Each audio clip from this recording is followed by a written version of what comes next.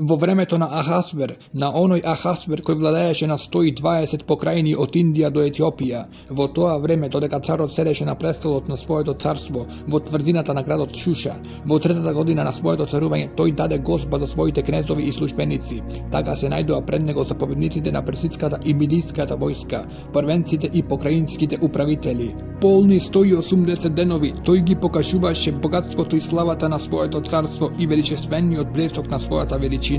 Кога помина тоа време, царот даде во градинскиот трем на својот дворец 7-дневна гозба за сиот народ кој се наоѓаше во тврдината на градот Шуша, од најголемиот до најмалиот. Завеси од најубав лен, од волна, од отворено црвено сукно беа прицврстени со врсци од љубичесто и од црвено сукно на сребрени прстења, на столбовите од бел мермер, на подот од седен и од бел мермер, од бисери и од бесцени камења, се наоѓаа постели од сребро и злато, за пијачка служеа со златни чаши, се една од друга различни, а вино имаше царски изобилно, како што и личи на царската сила. Се пиеше по некое правило, но не присилно, зашто царот им нареди на сите нагледувачи на својот дворец да постапуваат со секого според неговата желба. И царицата Астина даде гозба за жените во царскиот дворец на царот Ахасвер. На 7-миот ден, кога царевото срце беше весело од вино, им нареди на Меуман, Висат, Арбон, Викта, Авакта, Зетар и Харкас, на 7-мината скопенци кои му служеа на царот Ахасвер, за да ја доведат пред него царицата Астина со царскиот венец, за да им ја покаже на народот и на кнезовите незината убавина. Таа навистина беше привлечна, но царицата Астина не сакаше да му се одзвие на царскиот повик, што и го принесоа дворјаните. Тогаш царот се разбесна многу и неговиот гнев се распламта и ги запраша мудреците кои ги познаваат времињата, зашто секоја царска работа се проучуваше така меѓу оние кои ги познаваа законите и правото. Најблиски му беа Карсен, Сетар, Адмат, Тарсис, Мерес, Мерсен и Мемукан, 7 кнезови на Персија и Мидија. Тие смееја да го гледаат царевото лице и заземаа на истакнати места во царството. Ги праша што треба да биде преземано според законот против царицата Астина, која не и се покори на царевата заповед што и ја соопштија дворјанците. Тогаш Мемукан одговори пред царот и пред кнезовите: царицата Астина не сгреши само пред царот, туку и пред сите главатари и пред сиот народ, кој престојува во сите покрајни на царот Ахасвер, зашто за царичното држање ќе научат сите жени, па ќе ги презираат своите мажи, велејки. Царот Ахасвер нареди да ја доведат пред него царицата Астина, но таа не сакаше да дојде. И жените на персидските и мидиските кнезови, откако ќе научат за царичиното однесување, уште денес ќе им раскажат на царевите главатари, па ќе има противење и презирање во изобилство. Затоа, ако му е угодно на царот, нека биде објавена царската заповед и нека биде вметната меѓу законите на Персија и Мидија, така што не ќе може да биде отповикана. Царицата Астина да не смее веќе да се појави пред царот Ахасвер, а царот нека и ја предаде царската чест на друга жена, подобра од неа. Кога таа наредба што царот ќе ја даде, ќе се расчуе по целото царство, што е навистина големо, сите жени ќе им искажуваат почитување на своите мажи, од најголемиот до најмалиот. Зборот им се свиде и на царот и на неговите кнезови, затоа тој направи како што му советуваше Мемукан, испрати писма во сите царски покрајни на секоја покрајна со писмо со кое таа се служела, а на секој народ на негов јазик, за да биде секој маж господар во својата куќа. По тие настани, кога му стивна гневот, царот Ахасвер си спомна за Астина, за она што таа го направи и зашто беше одлучено против неа. Тогаш момоците кои му служеа на царот рекоа: нека бидат побарани за царот млади девојки, девици со убав изглед. Царот нека одреди во сите покрајни на своето царство повереници за да му ги соберат сите девици со личен изглед во тврдината на градот Шуша, во женската куќа, под управа на Игај, царевиот споменик, чувар на жените. Тој ќе се покрижи за нивната нега. Онаа девојка што најмногу ќе им се допадне на царевите очи, нека царува место Астина. Тоа му беше по волја на царот и тој направи така. Во тврдината на градот Шуша беше некој си евреин, кој се викаше Мардохеј, син на Јаир, син од Симеев, син Кисов, од Вениаминовото племе.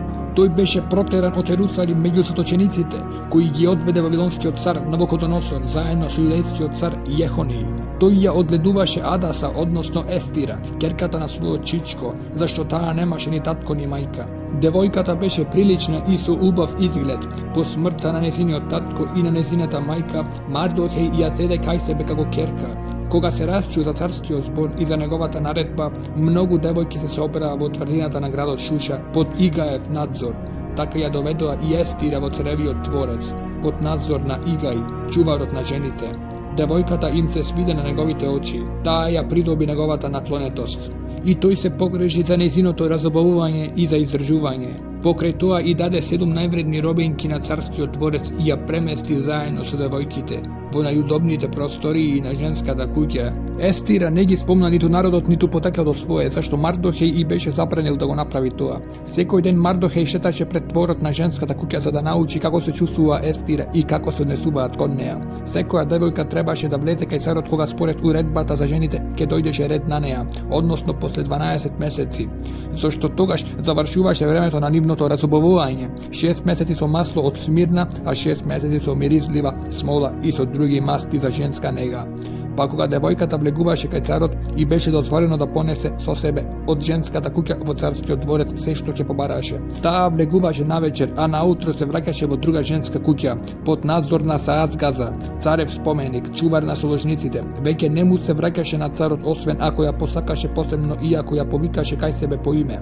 Кога и дојде ред на Естира, керката на Авихаил, кој беше чичко на Мардохеј, која имаше присвоено за своја керка да влезе кај царот, таа не побара ништо освен она што и рече Игај, царевиот скопеник, чувар на жените. Сепак предизвикуваше восхитување кај сите кои ја гледаја. И така ја воведува Естира кај царот во неговиот царски дворец во 10-тиот месец, месец Тевет, во 7-та година на неговото владење.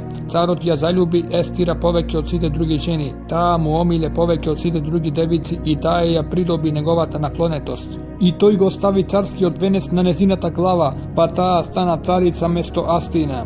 Потоа царот даде голема гозба во чест на Естира за своите кнезови и службеници. На сите покрајини им одреди починка и им раздели дарови царски дарежливо. Кога девојките беа собрани повторно, Мардохеј седеше при царската врата. Естира не го кажа ни народот, ни потеклото од кое произлегуваше, како што и беше наредил Мардохеј. Естира и натаму ги пасеше сите Мардохееви упатства, како кога се наоѓаше под одгледување. Во она време кога Мардохеј седеше при царевата врата, Вихтан и Терес, двајца цареви дворјанци, чубари на прагот, пламнаа со гнев и почнаа да смислуваат да подигнат рака против царот Ахасвер. За таа нивна намера научи Мардохеј. Тој и соопшти на царицата Естира, а Естира му соопшти на царот во Мардохеево име. Се истражи и завера беше откриена, па двајцата беа обесени на столб. Тоа беше запишано пред царот во книжниот свиток на летописите. По тие настани царот Ахасвер го унапреди Аман, синот Амедатин, а Гагеец го возвиши и неговиот престол го постави над сите други достојственици кои беа со него.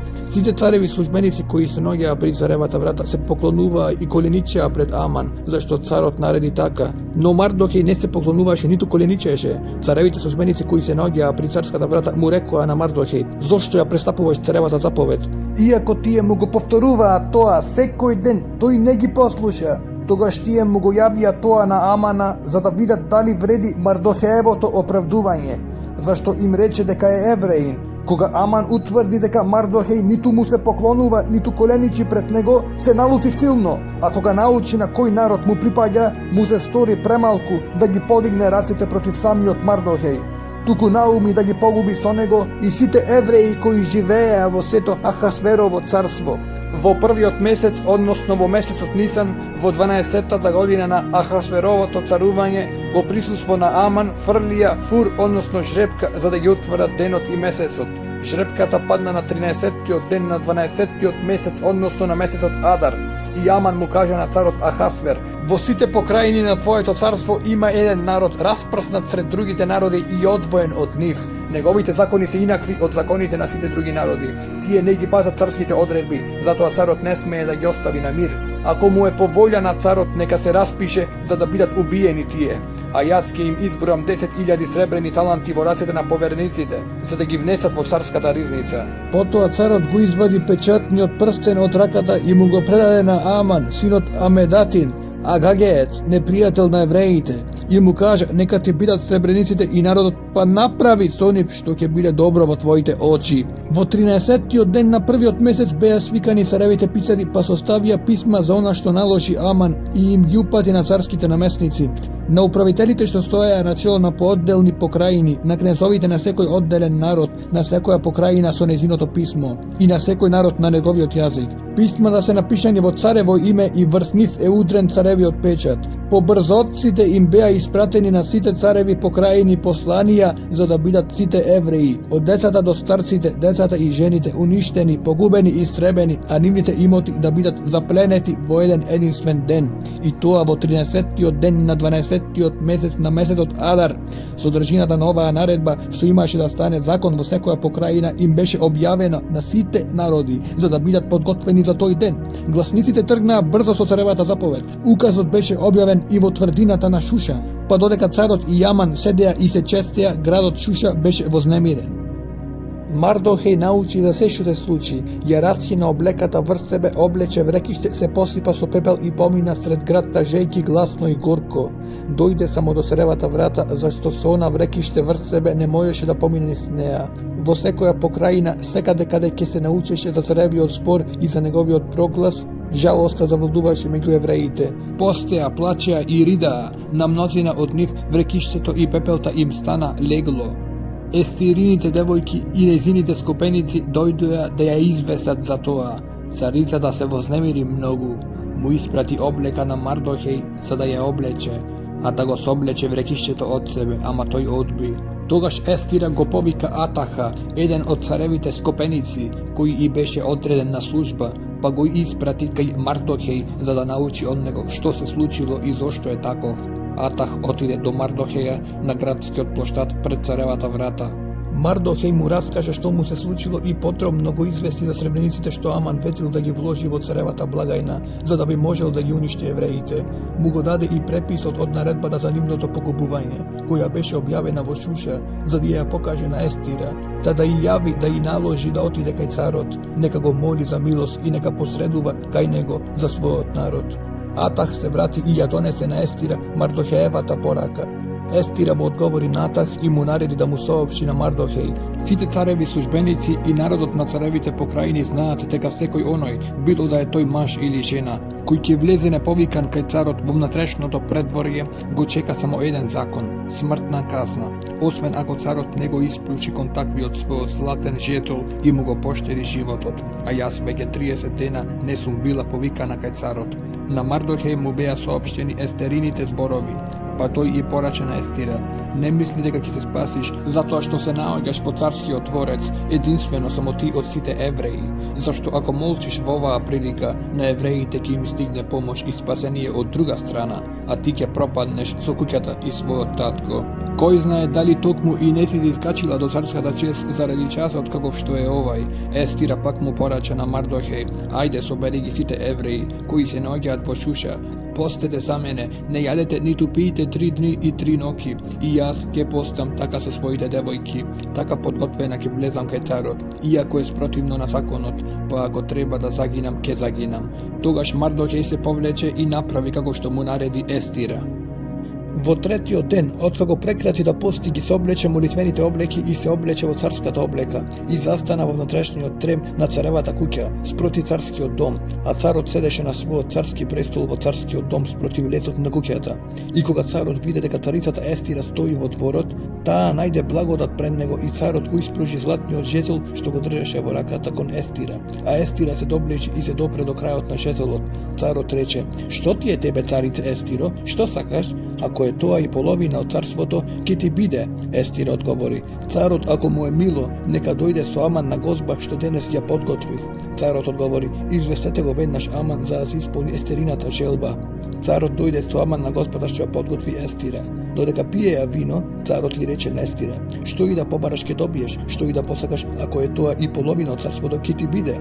Естира одговори: мојата молба и желба е, ако најдов милост во царевите очи, и ако ме угодно на царот да ми даде што молам и да направи што сакам, царот да дојде повторно со Аман на господ што утре ќе ја подготвам за нив, и тогаш ќе постапам според царскиот збор. Во тој ден Аман изгледа среќен и со задоволно срце, но се расрди многу на Мардохеј кога виде дека при царската врата не стана ниту се помрдна пред него. Аман се совлада сепак, отиде дома и испрати по своите пријатели и по својата жена Сереса. Им раскажуваше за блесогот на своето богатство, за мноштвото своји синови и за се она со што царот го возвеличи и со што го издигна над сите своји кнезови и службеници. Аман уште додаде: и царицата Естира не повика покрај царот никој друг освен мене на госпата што ја подготвила, и утре покрај царот само јас сум нејзин гостин. Но се тоа не може да ме направи среќен додека го гледам евреинот Мардохеј како седи при царевата врата. Неговата жена Сереса му рече и сите негови пријатели: направи бесилка висока 50 лакти, утре наутро побарај од царот нека го обесат на неа Мардохеј, потоа оди среќен со царот на Госпа.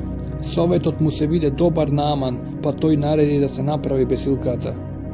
Во таа ноќ царот не можеше да заспие, затоа нареди да му донесат и да му читаат од книжниот свиток за знаменитите настани од летописите. Таму се најде запишано како Мардохеј ги подкажа Вихтана и Тереса, двајцата цареви дворјанци, чувари на прагот, кои се подготвуваа да подигнат рака против царот Ахасвер. Царот праша: каква чест и какво одликување му се дадени на Мардохеј за се тоа? Царевите слуги, дворјанците кои го слушаа, одговорија: ништо не е сторено за него.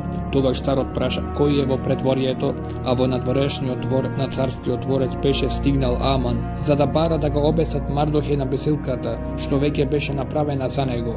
Царевите службеници одговорија: ене, Аман се наоѓа во предворието, нека влезе, нареди царот. Штом Аман влезе, царот го праша: што треба да му се направи на човекот кого царот сака да го почести?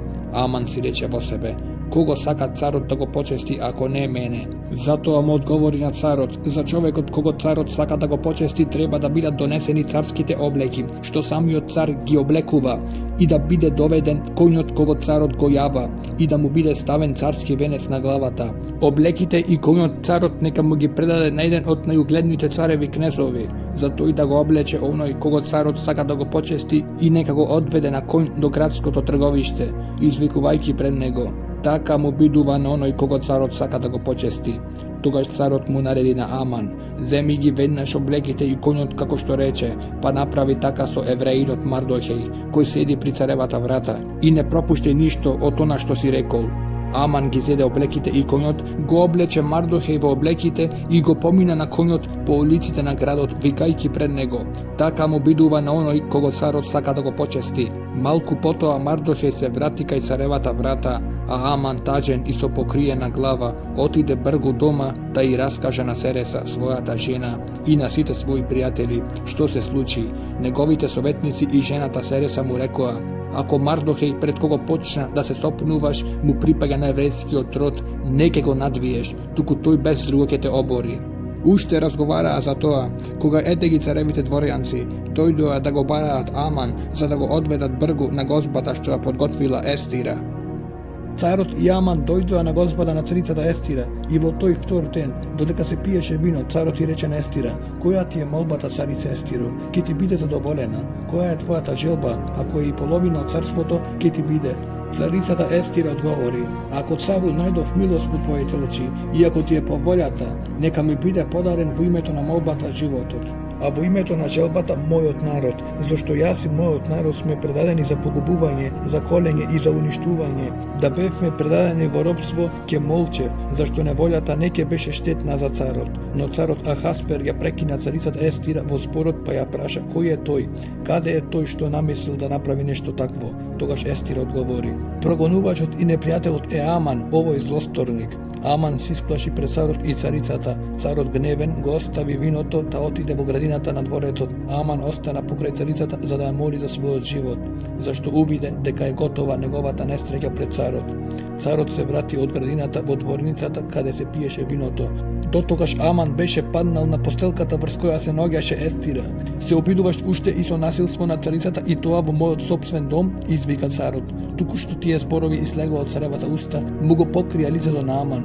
Тогаш кажа Аврон, еден од дворјанците кои стоеја во царева служба: енеа и безилката што ја подготви за Мардохеј, кој зборуваше во царева полза, се наоѓа покрај Амановата куќа и е висока 50 лакти. Царот заповеда: обесете го на неа. Аман го обесија на безилката што ја беше подготвил за Мардохей и царевата јарост стивна. Во истиот ден царот Ахасвер ја предаде на Естира куќата на Аман, гонителот на евреите, а Мардохей стапи пред царевото лице, зашто Естира му објасни на царот што и е тој.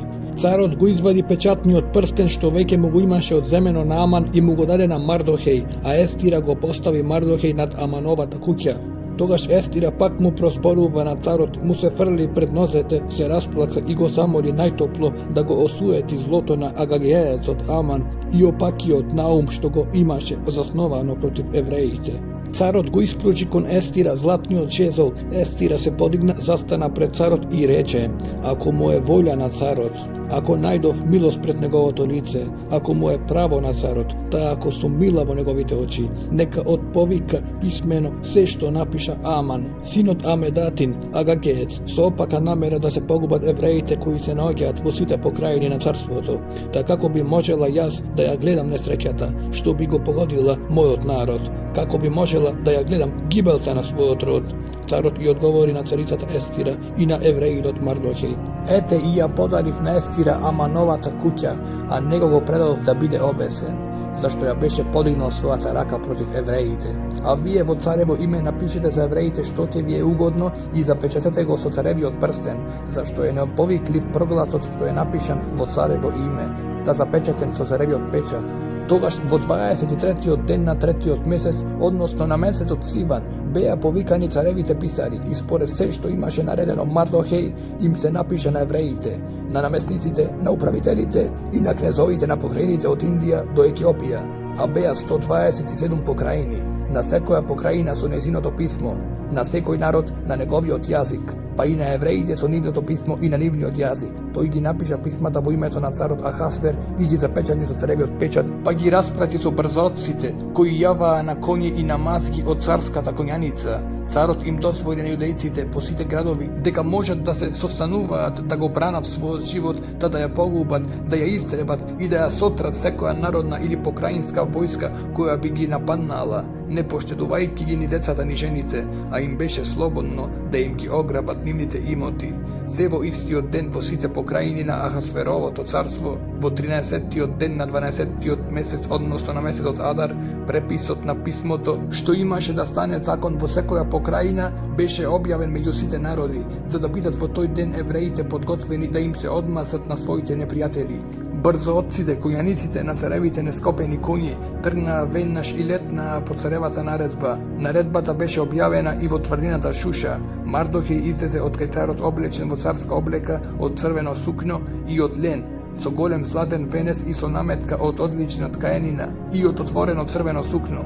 Градот Шуша восликнуваше и се веселеше. Тоа беше за евреите ден на светлина, на веселба, на восликнување и на прослава. Во секоја покрајина, во секој град и место, докаде допре царевиот указ и закон, меѓу евреите завладеја веселба, радост, гозба и празник и мнозина од народите на земјата станаа евреи, зашто ги опфати страв од евреите. Во 13-тиот ден на 12-тиот месец, месецот Адар, кога требаше да биде извршена одредбата на царевиот указ по истиот ден кога непријателите на евреите се надеваа да завладеат над нив, се случи спротивното. Евреите завладеа над своите непријатели. Евреите се собраа по своите градови во сите покрајни на царот Ахасвер за да ударат на оние кои ја бараа нивната пропаст. И никој не се осмели да им пружи отпор, зашто сите народи ги опфати страв од јудејците. Сите кнезови на покрајните и наместниците, управителите и царевите чиновници ги штитеа евреите, зашто ги беше опфатил страв од Мардохей, зашто Мардохей стана голем во царскиот дворец, и по сите покрајни се ширеше гласот дека Мардохей станува се посилен.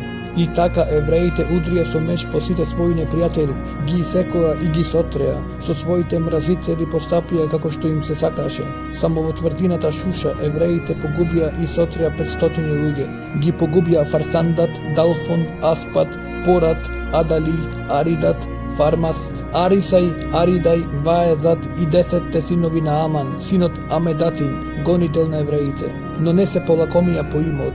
Во истиот ден, откако научи за бројот на убиените во тврдината Шуша, царот и рече на царицата Естира: во тврдината Шуша евреите погубија и уништија 500 луѓе и 10 Аманови синови. Тогаш што ли направиле во другите покрајни на царството? Која е сега твојата молба? Ќе ти биде послушана. Која е твојата желба? Ќе ти биде исполнета. Ако му е по волја на царот, рече Естира, нека им се дозволи на евреите кои живеат во Шуша да го применат уште утре истиот закон како и денес, и нека бидат обесени 10 Аманови синови. Царот нареди да се направи така. Законот беше прогласен во Шуша и беа обесени 10 Аманови синови. Така евреите на Шуша се собраа и во 14-тиот ден на месецот Адар погубија во Шуша уште 300 луѓе, но ни тогаш не ставија рака за грабеж. Другите евреи, оние кои живеа во царските покрајни, се собраа да ги бранат своите животи и мирот од непријателите. Погубија 75.000 непријатели, но ни тогаш не се полакомија по плен. Беше 13-тиот ден на месецот Адар. На 14-тиот ден евреите мируваа. Тоа беше ден на гозба и веселба. Евреите во Шуша кои се собраа во 13-тиот и 14-тиот ден мируваа во 15-тиот ден. Тоа беше ден на нивната веселба и гозба. Затоа евреите полјани, оние кои живеат во неутврдени села, празнично го прославуваат 14-тиот ден на месецот Адар, веселејки се и гоштевајки се и разменувајки дарови меѓу себе. Мардохеј ги опиша тие настани и им испрати писма на евреите во сите блиски и далечни покрајни на царот Ахасвер. Им наложи да ги прославуваат во секоја година 14-тиот и 15-тиот ден на месецот Адар, како ден во кој евреите постигнаа спокој од своите непријатели и како месец која претвори нивната тага во радост, а нивното жарење во празник. Нека ги прославуваат со гозба и со веселба, разменувајќи дарови меѓу себе и делејќи им поклони на бедните. Евреите прифатија да го пазат она што веќе сами од себе почнаа да го прославуваат и за што им пишуваше Мардохеј.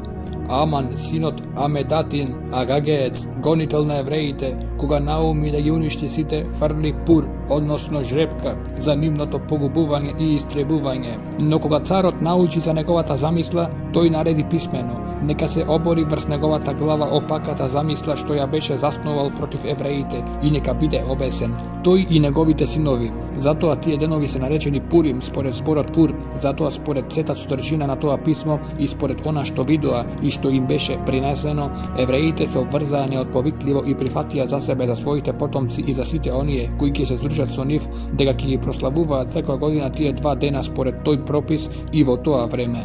Тие денови треба да се слават и да се спомнуваат за нив од поколение до поколение во секое семејство, покрајна и град. Тие денови на Пурим не смеат да исчезнат пред евреите, ниту споменот за нив да биде избрижан од нивниот род.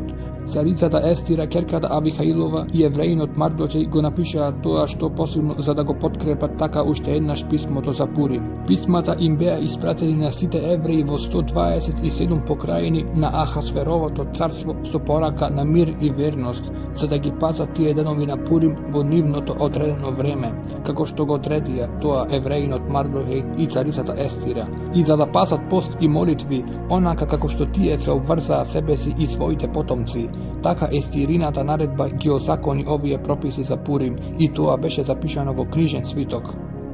Царот Ахасвер им наложи данок на земјата и на морските острови, сите дела на неговата сила и храброст, а исто така и извешчао за издигањето на Мардохеја, кога царот го возвиши, запишани се во летописите на царевите на Мидија и Персија. Како евреинот Мардохеј беше прв по царот Ахасвер, голем во очите на евреите, возлюбен од мноштвото своји собраќа, за благосостојба на својот народ и гласник на мир за својот род.